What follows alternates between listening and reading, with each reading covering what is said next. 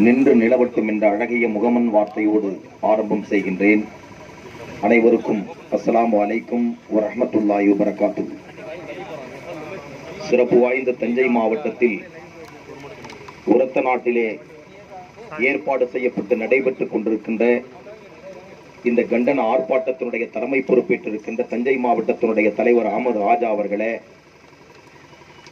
மாவட்டத்தின் பல்வேறு தரப்பட்ட நிர்வாகிகளே, கிளைக்கழகத்திலே இருந்தும் பல்வேறு பகுதிகளிலே இருந்தும் இந்த கண்டன ஆர்ப்பாட்டத்திற்காக வருகை புரிந்திருக்கின்ற செயல் வீரர்களே, நிர்வாகிகளே, எனக்கு முன்னாலே இங்கே கண்டன உரை ஆற்றி முடித்திருக்கின்ற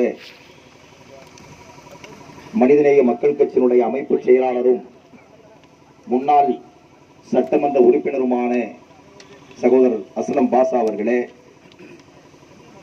இந்த கண்டன உரையை குறிப்பிடுவதற்காக பதிவு செய்வதற்காக வந்திருக்கிற உளவுத்துறை சகோதரர்களே, காவல்துறை நண்பர்களே, இந்த கண்டன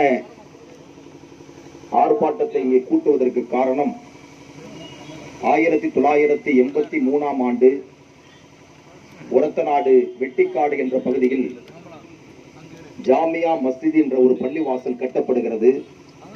83ல எந்த பிரச்சனையும் இல்லை, 84லும் இல்லை, 85லும் இல்லை, 2004 வரை எந்த பிரச்சனையும் இல்லை. ஒரு பள்ளிவாசல் ஒரு இடத்திலே கட்டுகிற போது எப்போது பிரச்சனை எழ வேண்டும்? அது கட்டுகிற போதுதான் பிரச்சனை எழுத வேண்டும்.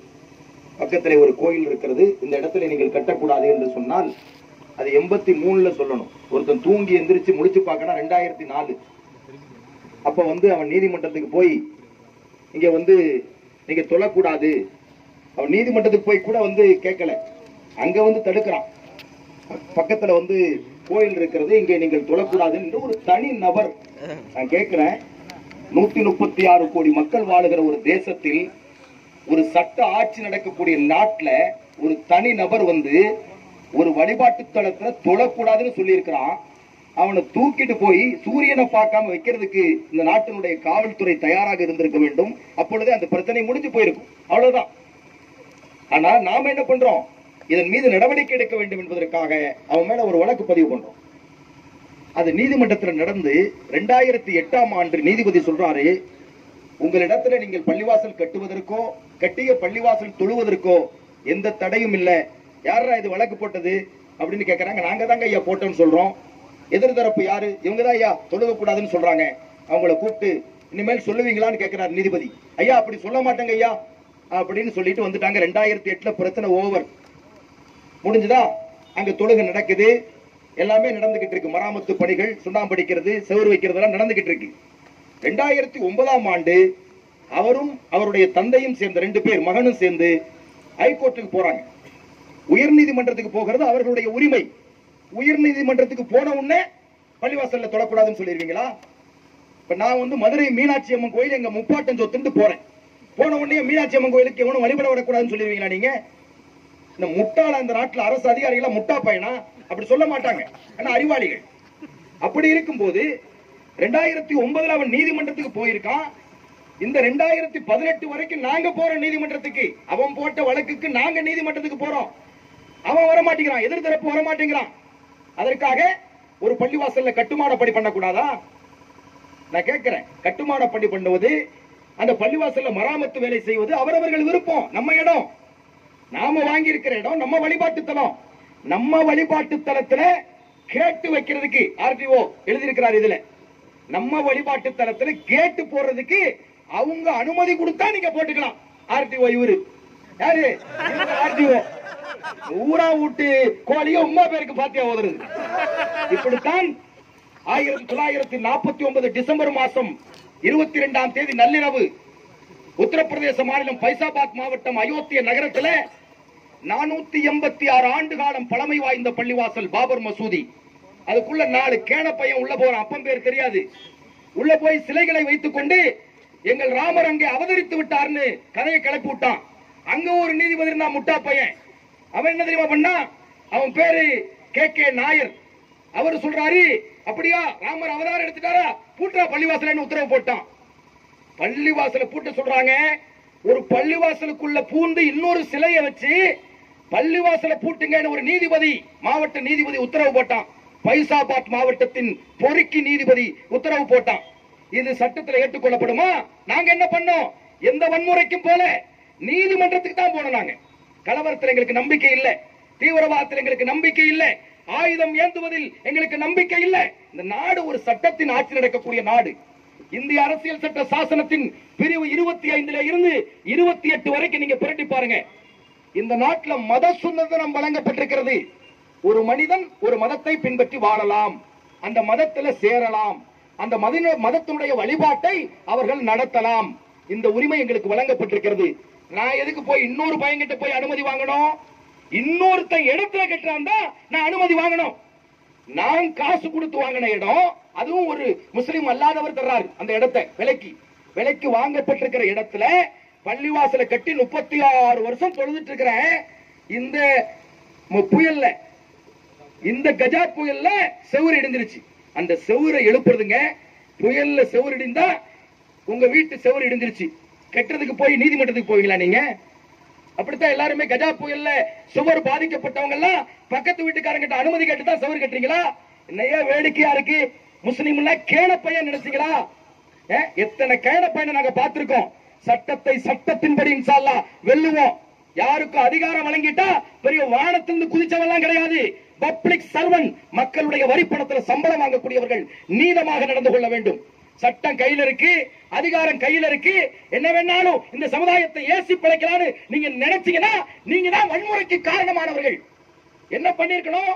ஆர்டிஓ விசாரணையில் நீதமாக நீங்கள் நடந்திருக்க வேண்டும்.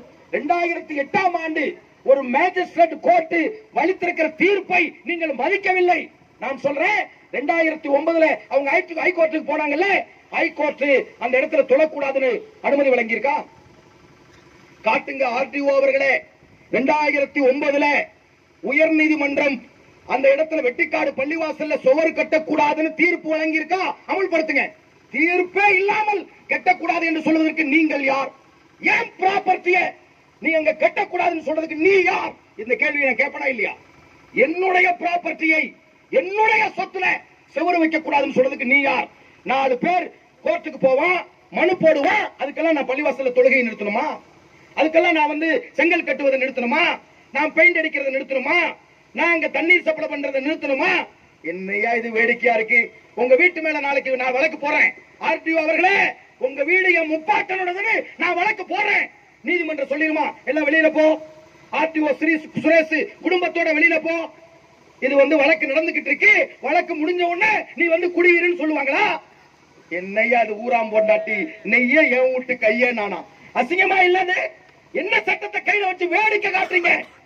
என்ன எங்களை மோசம் பண்றீங்களா? நடந்துட்டு இருக்கிற பள்ளிவாசல செவர வைக்கிறதுக்கு அனுமதியை நாங்க உங்கள்கிட்ட கேட்கணுமா?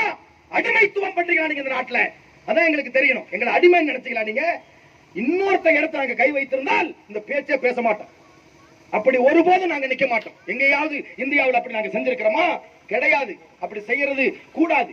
இன்னொருத்தருடைய இடத்துல ஒரு ஜான் அளவுக்கு ஒரு இடம் பள்ளிவாசல் அபகரிக்கப்பட்டிருந்தால் அந்த பள்ளிவாசல் தொழுவது ஹராம், கூடாது என்று எங்களுடைய மார்க்கம் சொல்லுது.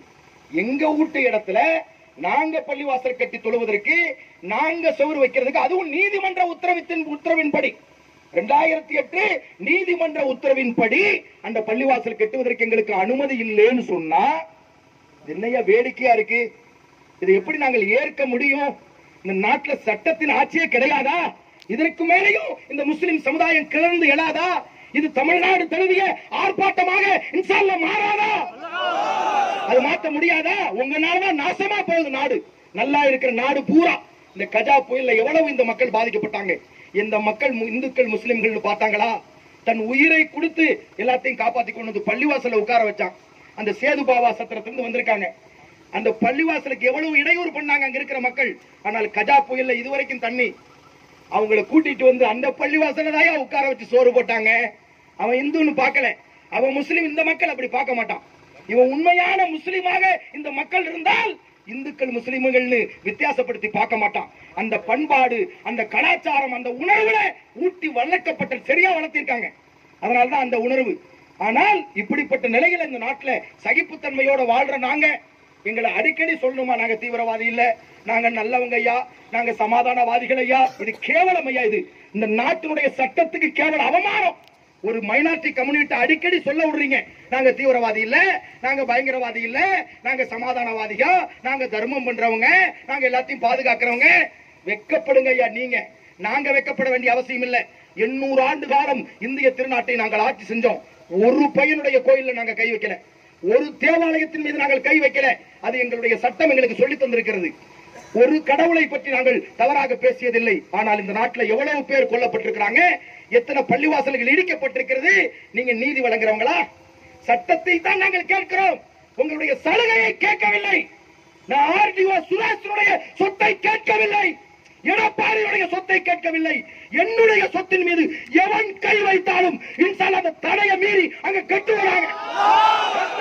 4 பேர் சாவுங்க, 4 பேர் துப்பாக்கி சூடுல சாவுங்க. உங்க பள்ளிவாசல மீட் எடுக்கிறதுக்கு வேற என்ன வேணும்? இதை போய் பேசிட்டு உட்கார்ந்து இருப்பாங்களா? நீங்க உங்க தவறான நாங்க பாக்குறோம், நீதிமன்றத்தின் வாயிலாகவே நாங்க பாக்குறோம். ஆனா அங்க கட்டுவோம், இன்ஷா அல்லாஹ் நாங்க அங்க கட்டுவோம். சுவர் எழுப்பப்படும், பள்ளிவாசல் கட்டப்படும். இன்னொருத்த இடத்துல இல்ல, நம்ம இடத்துல கட்டப்படும். எவனுக்கு அங்க பாதிப்பு? நான் கேட்கிறேன், அந்த பக்கம் ஒரு கோயில், இந்த பக்கம் ஒரு மசூதி, அந்த பக்கம் ஒரு தேவாலயம் கட்டக்கூடாதுன்னா இது என்ன நாடு? இந்து நாடா? கிறிஸ்துவ நாடாது? செக்குலரிச தேசம் ஐயா, மதச்சார்பற்ற நாடு. எல்லா மக்களும் கலந்து வாங்குற ஒரு ஃபண்டமெண்டல் ரைட்ஸ் உள்ள நாடு, அடிப்படை உரிமை. என்னுடைய உரிமை வழிபாடு நடத்துவது. யாருக்கு அப்செக்ஷன் பண்றான்? நான் சொல்றேன், இப்ப இங்க இருக்கிற கோயில், அதே இடத்துல உள்ள கோயிலுக்கு நான் அப்செக்ஷன் பண்றேன். ஏன் பள்ளிவாசல்ல நான் வழிபாடு செய்வதற்கு அந்த கோயில்ல மைக் செட் வச்சு கொளுத்துறான்? எனக்கு தொழுகைக்கு இடைஞ்சல்னு நான் சொல்றேன். நீதிமன்றத்துக்கு நான் போறேன், நாளைக்கே போறேன். நீங்க உடனே ஆர்டிஓ வந்து விசாரணை நடத்தி கோயில்ல யாரும் வழிபடாதீங்க, வழக்கு நீதிமன்றத்தில் நடந்துட்டு இருக்குன்னு சொல்லுவீங்களா? சரிங்க, எல்லாரும் இப்படி இருக்கு இவரோட பொழப்பு. சிந்திச்சு பாருங்க, நீங்க எவ்வளவு பெரிய கேவலம். சட்டத்துல விளையாடுறடி, தனிப்பட்ட ரீதியில விளையாடினா பரவாயில்ல. சட்டம் அழகான சட்டம், இந்திய அரசியலமைப்பு சட்டம், அம்பேத்கர் என்ற அறிவாளியால் செதுக்கப்பட்டிருக்கிற சட்டம். இங்க என்ன நிக்குது? யாரு கையில இருக்கு? இவங்க கையில பட்டு சந்தி சிரிச்சிட்டு இருக்கியா. கோமாளித்தனமான விளையாட்டு விளையாடிட்டு இருக்காங்க. நம்ம சமுதாயத்தை சாவறதுக்கு தயாராகணும். போராடும் போது உயிர் போகும். அந்த உயிர் போறதுக்கு நீங்க தயாரானீங்கன்னா இந்த பிரச்சனைக்கு தீர்வு வரும். இல்லன்னா நாளைக்கு உங்க வீட்டுக்கு இதே மாதிரியான சட்டம் போடுவான். உங்க வீட்டுல வந்து எவனாவது ஒரு 4 காலி பையன் உட்கார்ந்துட்டு என் முப்பாட்டனுக்கு முப்பாட்டம் தான் இந்த இடத்தை வாங்கினதா சொல்றாங்கன்னு சொல்லி ஒரு திருட்டு பத்திரத்தை வச்சு உங்களை மிரட்டுவான். என்ன பண்ணுவீங்க? அதெல்லாம் தமிழ்நாட்டில் நடந்துட்டு இருக்கு. அதை கண்டிக்கிற முகமாகத்தான் இந்த அடையாள ஆர்ப்பாட்டம். இது ஆர்ப்பாட்டம் அல்ல, இது அடையாள ஆர்ப்பாட்டம். இனிமேல் நடக்க போறதுதான் போராட்டம். சொல்ல செய்யலாமா? அதன் அடையாள ஆர்ப்பாட்டம். இந்த கோஷத்தை கொடுங்க பாருங்க. ஒரு ஆர்ப்பாட்டம், அந்த ஆர்ப்பாட்டம் என்னுடைய பள்ளிவாசலுக்கு தடை விதிக்கப்பட்டிருக்கிறது. தவறாக ஒரு ஆர்டிஓ இதை செய்திருக்கிறார்னு நான் சொல்லுவதற்கு எனக்கு ரைட்ஸ் இருக்கு. அதை நீங்க சொல்லக்கூடாது, ஆர்டிஓ இல்லையா நீங்க கண்டிக்க கூடாதுன்னு சொல்லித்தான் காவல்துறை அதிகாரிகள் நம்ம கைது பண்ண வந்திருக்காங்க. இந்த நாட்டினுடைய சட்டம் நாங்க கட்டுப்படுறோம், நாங்க கைது ஆகிறோம், நல்லபடி ஆகிறோம். நாரே தக்பீர், யாரடா யாரடா யாரடா யாரடா யாரடா. எங்கள் பள்ளி வாசலில் எங்கள் பள்ளி வாசலில் எங்கள் பள்ளி வாசலில் எங்கள் பள்ளி வாசலில் கட்டக்கூடாதென்ற சட்டத்தை போட்டது யாரடா யாரடா யாரடா யாரடா. கூறடா கூறடா கூறடா கூறடா. ஆர்ப்பாட்டம் இது ஆர்ப்பாட்டம், பள்ளிவாசல் விஷயத்தில் ஒருதலை பட்சமாக செயல்படும் அரசு அதிகாரிகளை கண்டித்து தமுமுக ஆர்ப்பாட்டம். ஆர்ப்பாட்டம் இது ஆர்ப்பாட்டம், தமுமுக ஆர்ப்பாட்டம். தடையை மீறி ஆர்ப்பாட்டம். உத்தரவிடு உத்தரவிடு உத்தரவிடு. எங்க சொந்த இடத்துல எங்க சொந்த இடத்துல பள்ளிவாசை கட்டி முடிக்க உத்தரவு போடு. தடுக்காதே ஆர்டிஓவே தடுக்காதே.